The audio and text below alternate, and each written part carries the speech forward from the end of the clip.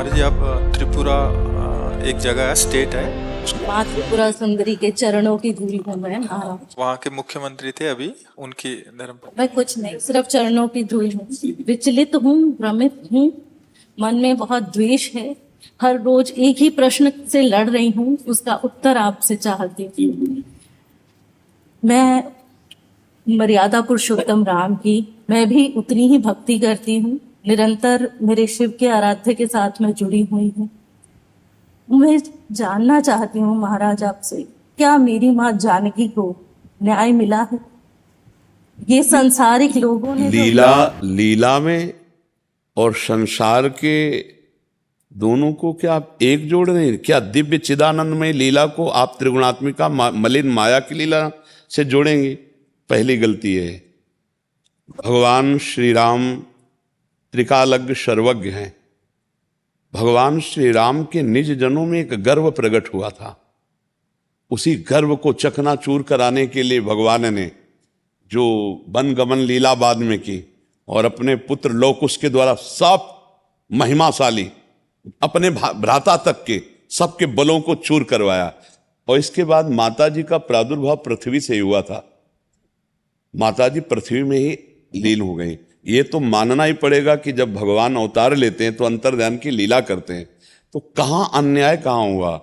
आपको जो लग रहा है कि एक धोबी के कहने से प्रभु ने ऐसा किया, नहीं, निमित्त बना करके अपने समस्त निज परिकर के गर्व का मर्दन कराने के लिए लौकुश को वाल्मीकि के आश्रम में प्रादुर्भाव कराना और समस्त अपने महारथियों के बल को चकनाचूर कराना और फिर उनको अपने राज सिंहासन पर विराजमान कर, अन्याय कहां हुआ? ऐसा लगता है। नहीं, आपको क्यों लगता है? आपको लगना ही नहीं, क्योंकि आपकी बुद्धि जो है वो त्रिगुण माया के अंतर्गत है और भगवान की जो लीला है वो त्रिगुणातीत है। चिदानंदमय देह तुम्हारी विगत विकार जान अधिकारी। ऐसा नहीं, आप उस विषय को नहीं जान सकती है। जब तक उस कोटि की दिव्यता नहीं होगी तब तक आप उस दिव्य लीला को कैसे समझ पाएंगे? जैसे हम आप मिल जाएं, अब इनके आगे हमको आपको खेल दिखाना है, तो हम आप बैर विरोध का अगर भी खेल करेंगे तो इनको लगेगा कि गुरु शिष्य में बैर विरोध कैसे हो सकता है।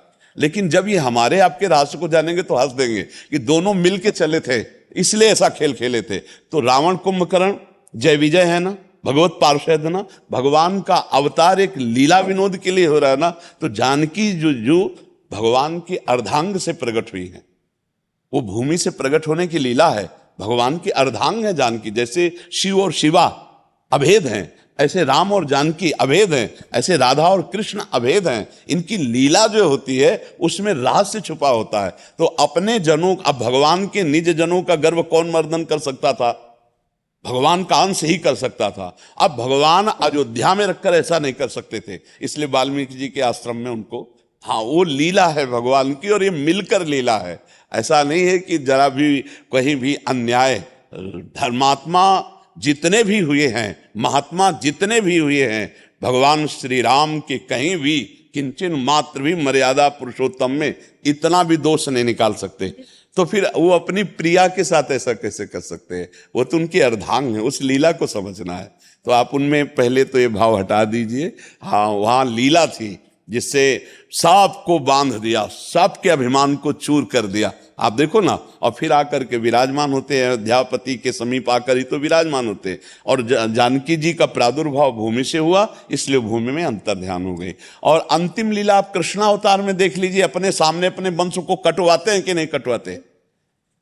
ऋषियों से साफ दिला करके और अपने सामने। तो ये लीलाएं हैं भगवान की दिव्य। उन लीलाओं में हम पार्थिव बुद्धि से अगर देखेंगे तो हमें कहीं ना कहीं दोष दिखाई दे सकता है। मुझे ऐसा लगता है महाराज, कलयुग के इस चरण में भी हम महिला कहीं ना कहीं उसी तरह से कहीं ना कहीं पीड़ित होती जा रही है। कहीं हमारे लिए, लेकिन उसी तरह मत बोलिए, क्योंकि वहां कहीं भी पीड़ा जानकी जी को नहीं थी।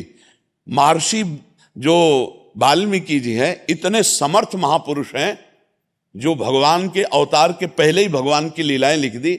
उनके पास जानकी जी सुरक्षित है, जहां काल की भी ताकत नहीं है कि तनिक भी वहां कोई उपद्रव कर सके। तो अन्याय शब्द या उनके साथ कोई अनीति, ऐसा आज जो आज का जो समय, हम कलयुगी प्राणी हैं, हम वासनाओं से युक्त हैं, हम सुख चाहते हैं, सुख देना नहीं चाहते। सुख भोगने की लालसा से अन्याय होता है, सुख देने की लालसा से कभी अन्याय नहीं होता। हम सब सुख लेने की लालसा में, इसीलिए ऐसा नहीं कह सकते कि केवल स्त्री के साथ ही अन्याय होता है। जहां सुख लेने की लालसा है वहां अन्याय है। अपने सुख भोगने के लिए अपने पूरे परिवार को जहर देकर लड़की भाग जाती है ना, भाग जाती है ना।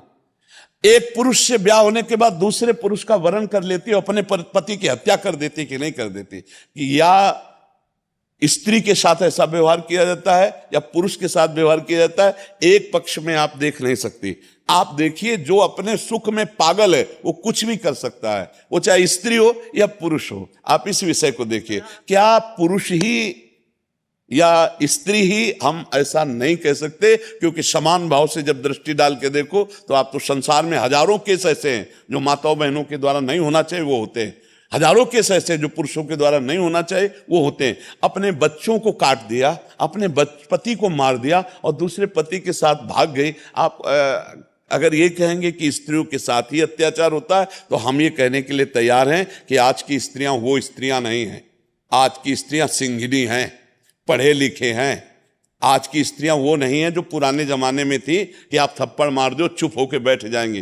थप्पड़ मार दोगे तो बीच सभा में थप्पड़ मारकर तुम्हें बंदी बनवा देंगी। आज की पढ़ी लिखी लड़कियां हैं। पर देखो, कुमार्गामी लड़कियां भी हैं और कुमार्गामी लड़के भी हैं, दोनों पक्ष देख रहे हैं। तो इसलिए उसको भगवान की लीला से न जोड़ा जाए। ये मलिन माया की लीला है और वो मायातीत लीला है भगवान की। समझ रही ना? आप आशीर्वाद कर, मुझे लगता है आज